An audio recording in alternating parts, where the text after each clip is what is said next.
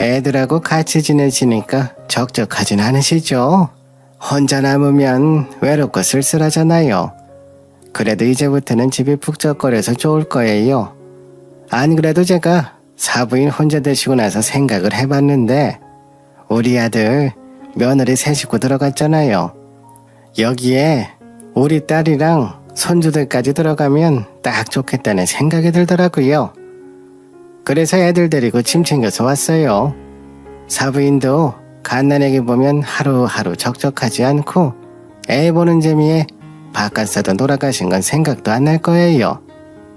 우리 아들 데려다가 후강 받으니 이 정도는 해주실 수 있죠? 라고 하는 거예요. 그 말을 듣자마자 이게 무슨 말도 안 되는 소리지 하는 생각이 들었고 저랑 친정엄마는 서로 눈만 쳐다보고 있었어요. 뭐라고 대답을 하려고 했지만 말도 잘 나오지 않았고 곧이어 시어머니가 어디론가 전화하더니 올라와 라는 세 글자만 말씀하시는 거예요. 그러더니 벨소리가 났고 시어머니가 본인이 벗은발로 뛰쳐나가 현관에서 문을 바로 열더라고요. 앞에는 시누이가 애 셋을 데리고 서 있었고 시어머니가 문을 열자마자 우리 집에 그냥 들어왔어요. 애 하나는 손잡고 하나는 등에 업고 하나는 앞으로 안고 들어오는데 그 모습이 기괴하다는 생각이 들었어요. 사람한테 기괴하다는 말이 맞지는 않겠지만 뭔가 비현실적인 모습으로 다가왔어요. 문 밖에는 커다란 짐가방이 5개나 있었고 시누이는 들어오면서 남편 보고 짐 좀 옮겨줘. 집에 가져올 게 더 있는데 엄마 차에 다 안 들어가더라. 애들도 있어서 짐 다 못 챙겨왔어. 다음에 가져올 땐 너도 도와줘. 라며 아무렇지도 않게 말하더라고요. 남편도 당연하다는 듯이 자연스럽게 시누이 짐가방을 집으로 들고 들어오는 거예요. 그걸 보고 피가 거꾸로 솟는 것 같았어요. 남편 하는 행동을 보니 짐 옮겨놓고 가만히 앉아있는 게 전부 다 알고 있는 것 같았어요. 시어머니랑 시누이 남편까지 셋이서 아주 작당모의를 하고 친정에 합가하라고 등 떠밀었구나 싶더라고요. 어쩐지 장모님 모시는 걸 그렇게 흔쾌히 승낙하는 게 흔한 일은 아닌데 제가 남편을 너무 믿었던 거죠. 저는 이 사람이 일을 꾸민 것도 모르고 시어머니한테 고맙다는 말만 했으니 제가 얼마나 우습게 보였을까 싶어 치가 떨렸어요. 자기 새끼들 사돈한테 떠밀어버리는 시어머니나 미리 다 알고 있었으면서 아무 말 없이 뒤통수 친 남편놈이나 그걸 또 애 데리고 들어오는 시누이나 전부 다 똑같은 총자였어요. 어쩜 사람들이 이렇게 파렴치할까 싶은 게 뒷골이 당기더라고요. 저는 너무 화가 나서 이게 무슨 경우예요? 엄마 모시고 사는 거랑 시누이가 우리 집에 오는 거랑 무슨 상관이에요? 당장 안 나가요?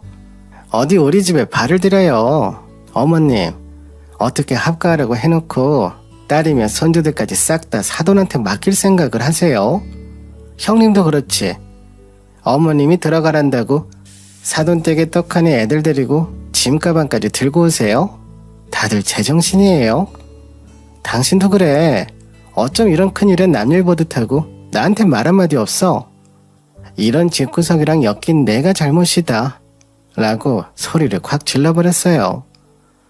제가 당장 안 나가냐고 거품 물고 소리 지르면서 집을 뒤엎으니까 우리 애는 분위기가 험악해져서 무서워서 울고 시조카들도 하나둘 울기 시작하고 아주 그냥 아비규환이었어요. 애들 봐서라도 참았어야 했지만 솔직히 그 상황에서는 부처님도 못 참았을걸요.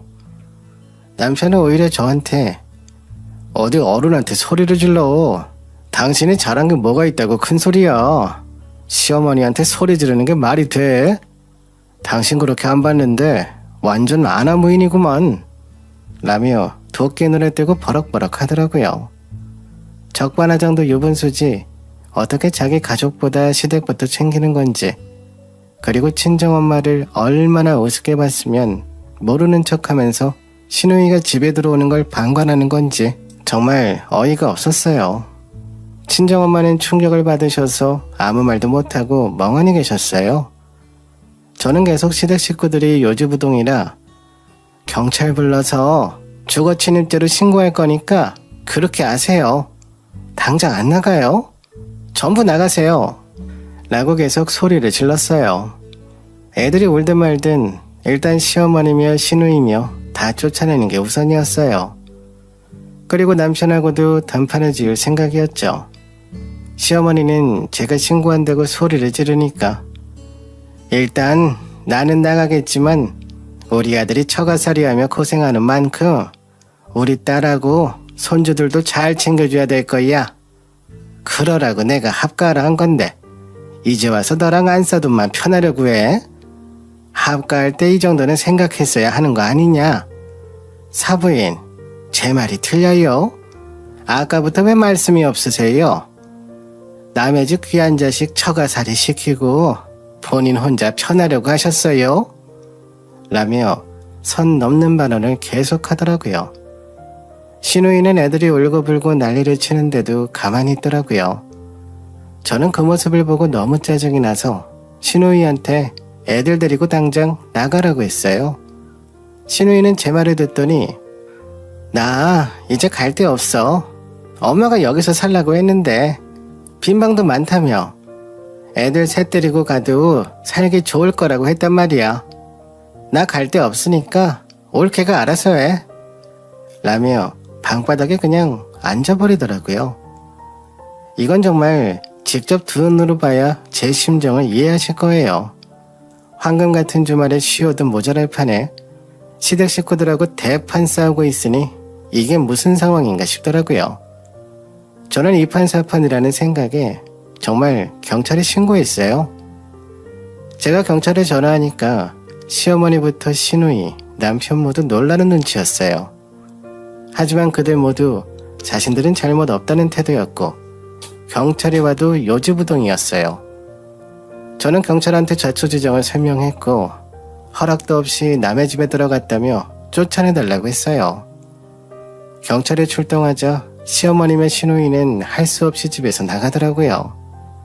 시누이는 애 셋을 데리고 짐가방을 주섬주섬 챙기며 나가는데 그 꼴이 얼마나 밉상스럽던지 몰라요.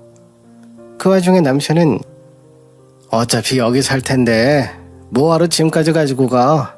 그냥 놔두고 가지. 라며 불난 집에 부채질을 했어요. 나는 남의 집에 왜 짐을 놔두냐며 직접 현관문 밖으로 짐가방을 던져버렸죠. 시어머니는 제 모습을 보고 너는 내 귀한 아들 데려다 고생시키면서 우리를 쫓아내? 두고 봐라. 우리 아들 처가살이 시킨 대가로 내 딸이랑 손주들까지 다 책임져야 할 거야. 라며 악을 쓰더라고요. 그렇게 겨우 시댁 식구들을 내쫓고 나니 그제서야 친정엄마가 제대로 눈에 들어왔어요. 놀라서 아무것도 못하고 있는 친정엄마를 진정시키고 애 데리고 며칠만 친구 집에 가 계시라고 했어요. 친정엄마는 대충 몇 가지 집만 챙기고 저도 잘 아는 친구분 집에 애랑 같이 얼른 가시더라고요. 저는 친정엄마 보내고 남편이랑 단판을 지으려고 했어요. 남편한테 도대체 이게 무슨 일이냐 물으니 남편은 저한테 엄마 말대로 내가 장모 모시고 사는데 우리 누나 식구들 힘드니까 장모님이 도와주면 좋겠다는 생각이 들더라고. 그래서 엄마 말 듣고 합가한 거야. 솔직히 내가 장모랑 같이 살면서 눈치가 안 보이겠어? 그래도 우리 애도 봐주고 누나네 식구들도 챙겨주면 좋을 것 같아서 참고 들어온 거지. 라고 하는 거예요. 믿는 도끼에 발등 찍히니 너무 아프더라고요. 이런 사람인 줄 몰랐는데 본 모습이 이거밖에 안 되나 싶어 실망스러웠어요. 저는 남편한테 왜 상의도 없이 마음대로 결정했냐고 따졌고 남편은 역시 뻔뻔한 태도로 너 편하게 해주면 이 정도는 당연히 해줄 줄 알았지. 너는 내가 처가 생각하는 것만큼 시댁 생각은 안 하는 거 보니 진짜 실망이다.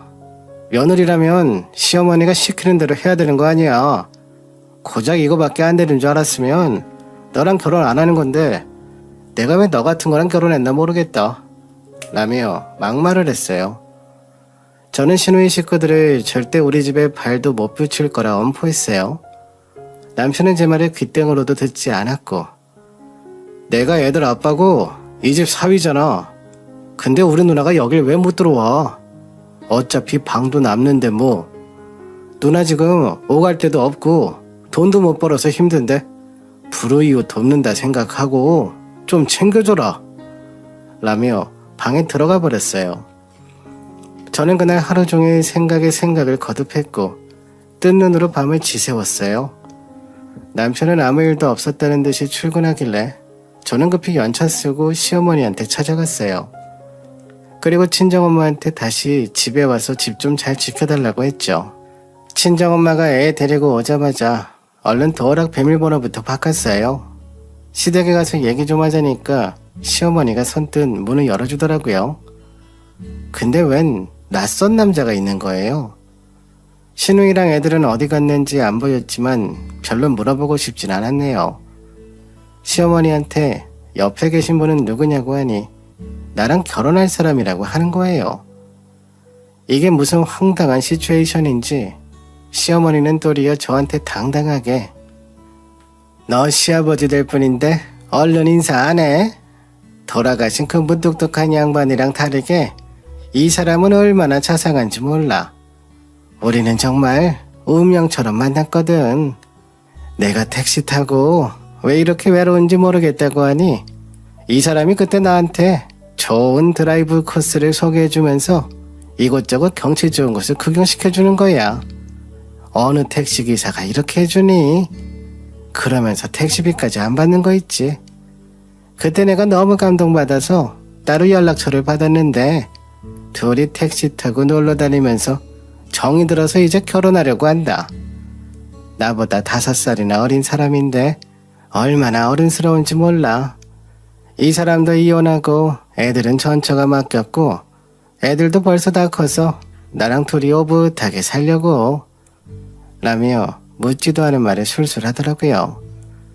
늙어서 재혼하지 말란 법도 없고 여자는 늙어도 여자라고 하지만 차라리 본인이 살 집을 따로 구하던가 자기가 딸을 내쫓아가면서 남자 타령하는 모습이 정말 천박스러웠어요.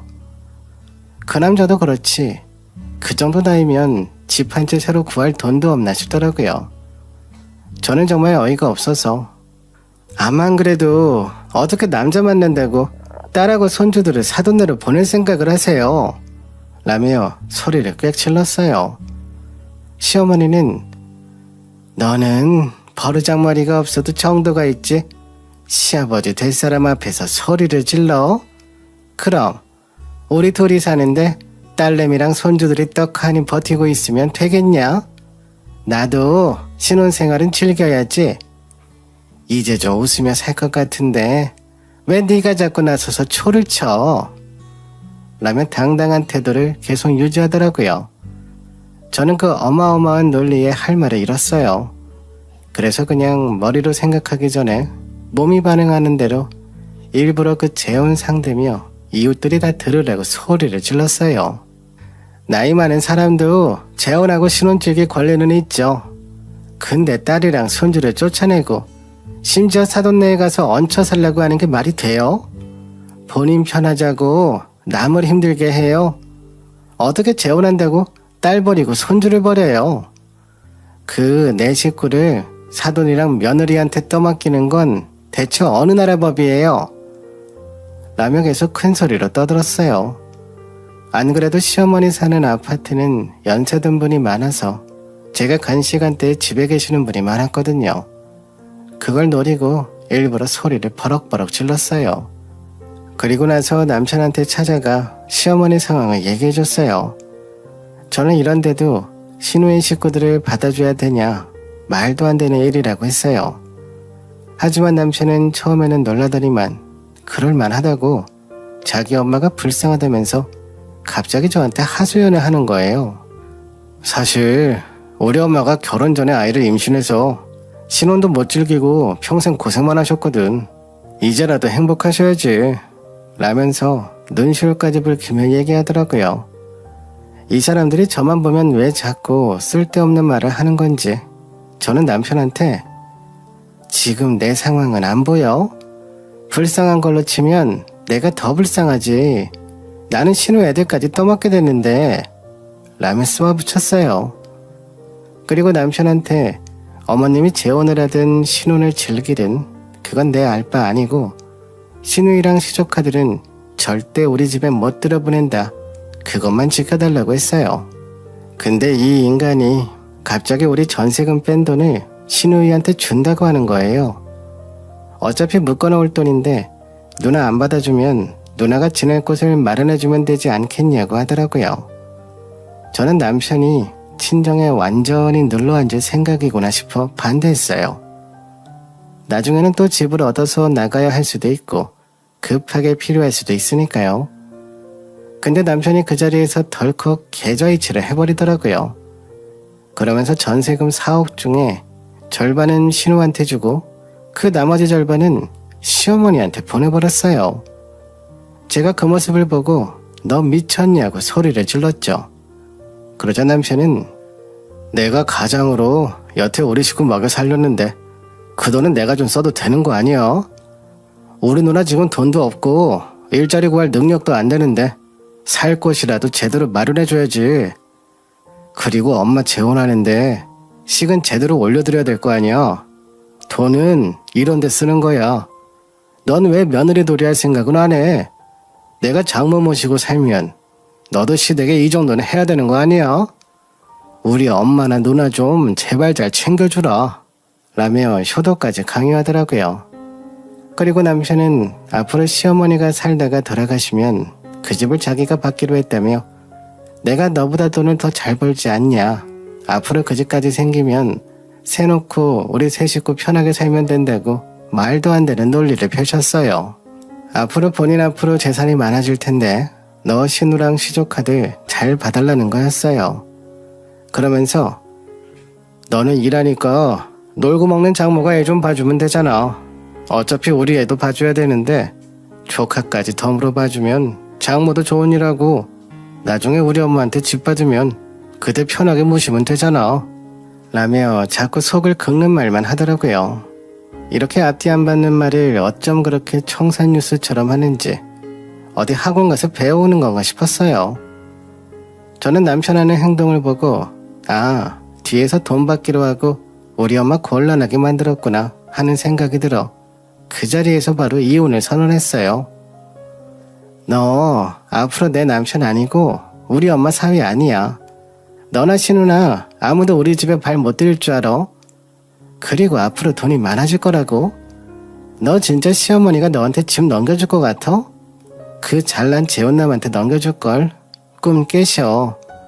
그리고 내가 너보다 연봉이 더 많은데 네가 재산이 많아져봤자 얼마나 많아지겠니? 지금 도어락 바꿔놨고 엄마가 집 잘 지키고 계시니까 알아서 잘 때 찾아봐. 너 같은 걸 남편이라고 믿고 산 내가 잘못이다. 라고 쏘아대고는 바로 변호사를 찾아갔어요.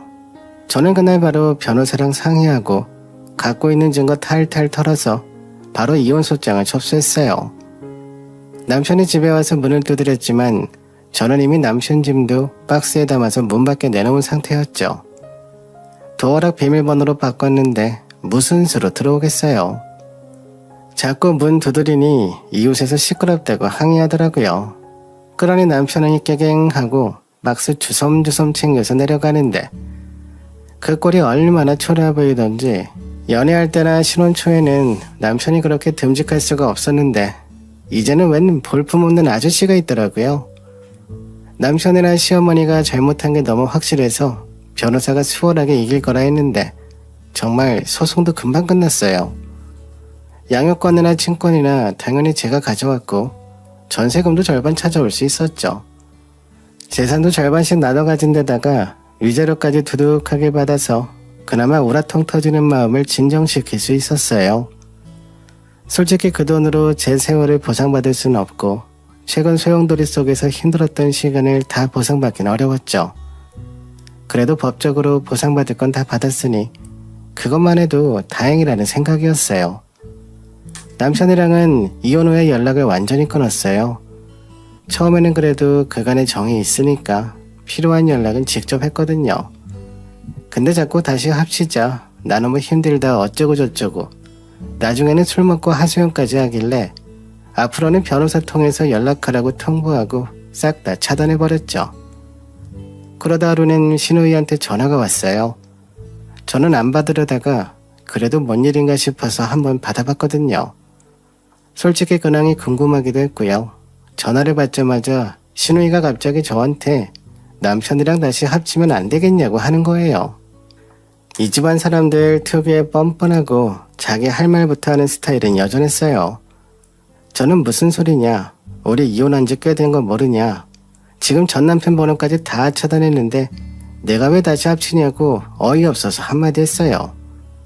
저는 전화를 그대로 끊으려고 했는데 신우이가 구구절절 얘기하더라고요.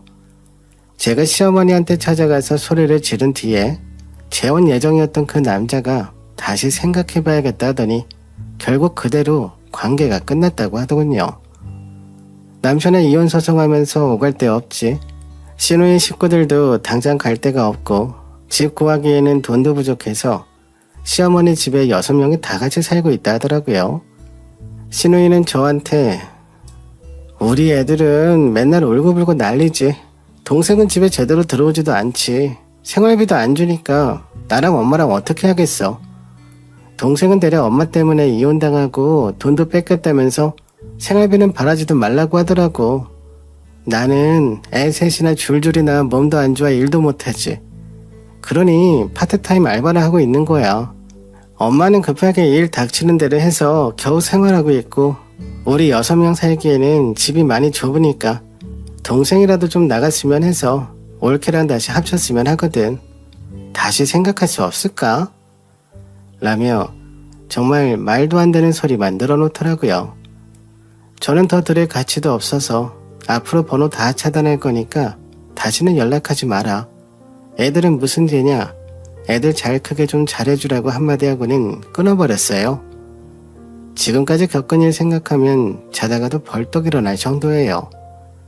친정에 합가하기로 하면서 그 짧은 기간 동안 별의별 일이 다 있었거든요. 애초에 남편을 왜 만났나 싶지만, 저런 집구석이랑 왜 엮였나 싶지만 인생 공부한 거라고 생각하려고요. 이제는 아무 소식이 안 들려오니까 저도 마음이 편하네요.